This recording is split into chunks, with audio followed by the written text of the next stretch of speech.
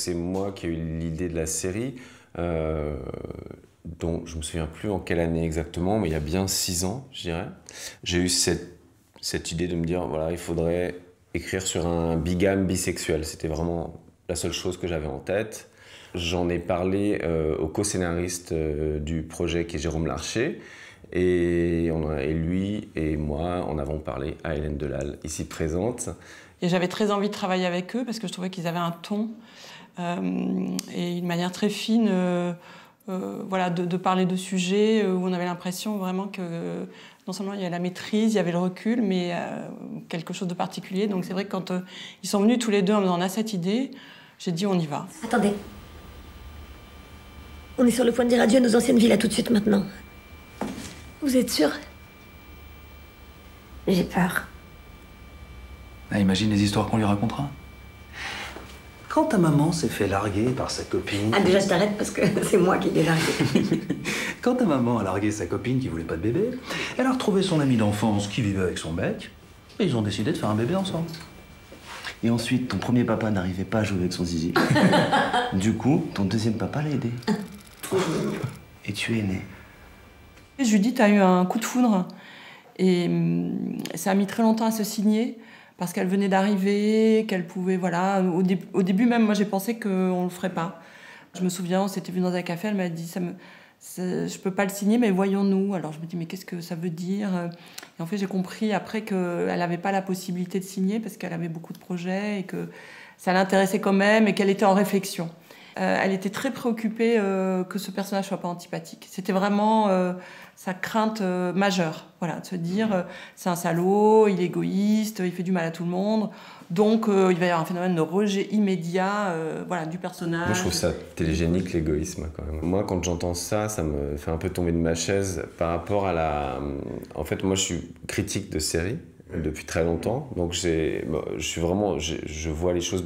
J'ai vu longtemps les choses depuis l'autre côté. Et donc, évidemment, toute l'histoire contemporaine des séries, c'est de se dire qu'un anti-héros est quelqu'un qui pourrait être antipathique et, au fond, quelqu'un auquel on s'attache. Enfin, c'est ça vraiment le nœud, en fait, de ce qui s'est passé dans les séries depuis un peu plus de 10 ans, enfin même presque 20 maintenant. Et donc, du coup, c'est vrai que au fond, je comprends cette préoccupation, parce que la préoccupation quand on écrit, c'est que les spectateurs ne détestent pas la personne sur laquelle on est en train d'écrire, mais pour moi, la question de l'empathie, elle se pose un tout petit peu différemment et pas sur une... J'ai jamais eu peur en écrivant, que c'est bizarre, mais vraiment, ça m'a jamais traversé l'esprit. J'écoutais Hélène, je pouvais écouter Judith Louis ou Arnaud Jalbert, mais moi, j'étais persuadé qu'on n'aurait aucun problème avec cette question-là. Ce qui était plus compliqué pour moi, c'était de représenter la bisexualité. L'idée, c'était pas de se dire est-ce qu'il va être gentil ou pas, est-ce qu'il va être antipathique ou pas, c'était est-ce que ça va être crédible qu'il aime ces deux personnes et qu'il ait du désir pour les deux.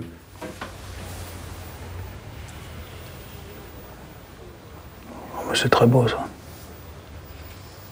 Ça va, tu m'as pas trop mal recousu. T'auras aucune cicatrice. T'auras la peau aussi douce qu'avant. C'est interdit d'avoir la peau aussi douce.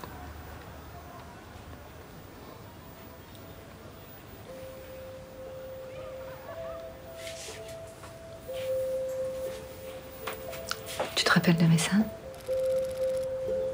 C'était vraiment ce qui n'était pas négociable, se retrouver avec des gens qui finalement ne veulent pas tourner, ce qui est pour moi l'essence de la série, c'est-à-dire l'expression d'un désir amoureux, un désir sexuel. C'était vraiment impossible de ne pas jouer ces scènes frontalement, et je pense qu'on a réussi à les écrire d'une manière qui n'était pas trop commune et qui du coup engageait les acteurs aussi à... Enfin, c'est quand même intéressant, je pense, pour un acteur ou une actrice de jouer ce type de scène. Je pense que c'est pas tous les jours qu'on se promène avec un go de ceinture dans une scène à la télé française. Il y avait des moments où, comment dire, il a fallu pas une petite préparation, mais c'était une équipe plus légère. Et Julia, elle a été extraordinaire, effectivement, de naturel. Moi, j'étais un petit peu inquiète, ça peut être des scènes un peu vulgaires. Et je trouve qu'à aucun moment, il y a une faute de goût. Je dirais qu'il y a eu une réflexion sur toutes les scènes de sexe de la série. J'ai voulu vraiment qu'il y ait, par exemple, que le personnage d'Anna que joue Camille Chamou, qui est donc a priori un personnage secondaire au départ. En fait, elle a une vraie ligne et on l'a fait exister en dehors de la problématique de l'enfant qu'elle va avoir avec Hector et avec Jérémy. Et donc on a une scène d'amour et de sexe entre deux femmes dont l'une est enceinte. Et, ça aussi, on voit pas ça souvent. Ouais. Cette réflexion en fait qu'on a eue autour de la scène du go de ceinture, on l'a eue pour toutes les autres scènes d'une certaine façon. De même, quand un homosexuel et une lesbienne couchent ensemble, ça se passe pas comme ça en fait. C'est un acte d'amitié, de se dire on va faire cet enfant parce qu'on n'arrive pas via l'insémination et donc on va le faire différemment. Donc pour moi, il y a des ressorts à la fois comiques et émotionnels très forts, quoi. Moi, j'ai passé 5 ou 6 ans à travailler sur J2 Amour. Clément a passé 1 an. Et c'est pas forcément, ça veut pas dire que j'ai tous les droits par rapport à lui, c'est simplement une réalité. J'ai une intimité plus grande avec les personnages et avec le projet. Hélène également. Donc voilà, lui, il arrive et du coup, il apporte ce qui est vraiment ultra précieux, c'est-à-dire une fraîcheur du regard, une approche personnelle. Et donc voilà, moi, ça me pose aucun problème de travailler avec un réalisateur quand c'est pas une question simplement de pouvoir ou de marquer son territoire, quoi, des choses un peu des enfantillages. Même si en France les situations contractuelles sont compliquées, c'est que moi j'avais plus de contrat à partir du moment où il y a eu l'acceptation de la part de la chaîne. Donc en gros au moment où Clément est arrivé, ça s'est chevauché sur quelques mois, mais donc tout ça est très flou, donc on peut compter que sur la bonne volonté. Donc en l'occurrence celle d'Hélène qui a accepté, même a encouragé à être présent, notamment lors d'une lecture, sur le tournage.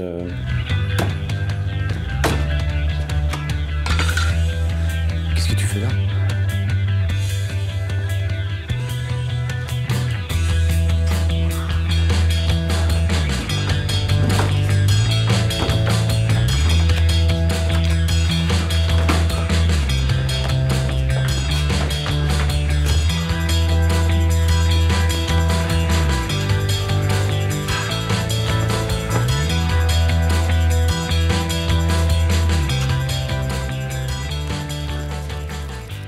Pour les comédiens, ça n'a pas toujours été facile et ils ont été exceptionnels. Moi, j'ai toujours aimé François. Je trouve que dans Hard, il amène quelque chose de drôle, de chaleureux, de sympathique. C'est quelqu'un de séduisant. Et très très vite, on a pensé à lui avec Clément, le réalisateur, et Arnaud. Et donc, on lui a proposé et il a très très vite dit oui. Il incarnait tellement quelque chose de je sais pas, d'émouvant, voilà, d'émouvant.